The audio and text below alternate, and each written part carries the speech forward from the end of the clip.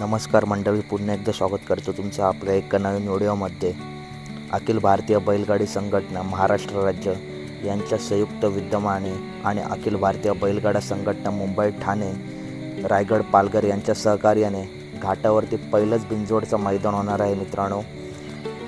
अध्यक्ष संदीपभाई माळी आणि अखिल भारतीय बैलगाडा संघटना महाराष्ट्र राज्य अध्यक्ष नितीन आबा शेवाळे यांच्या नियोजनाखाली हे मित्रांनो बिनजोडचं मैदान भरवलं आहे।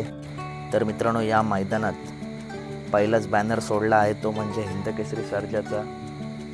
तब्बल 31,000च्या पुढे शर्यत होईल आणि शर्यत मैत्रीपूर्ण होईल। आणि हिंदकेसरी सर्जाची साईड आहे ती म्हणजे उजवी। मित्रांनो, हा बॅनर काहीतरी दुपारी सोडला होता आणि लगेचच आता संध्याकाळी नाव फिरवलं आहे, ते म्हणजे संभाजीनगरच्या लखनने। तिचं बॅनर तुम्ही आता समोर बघताय। येत्या 30 तारखेला एक मैत्रीपूर्ण लढत आपल्याला बघायला मिळेल।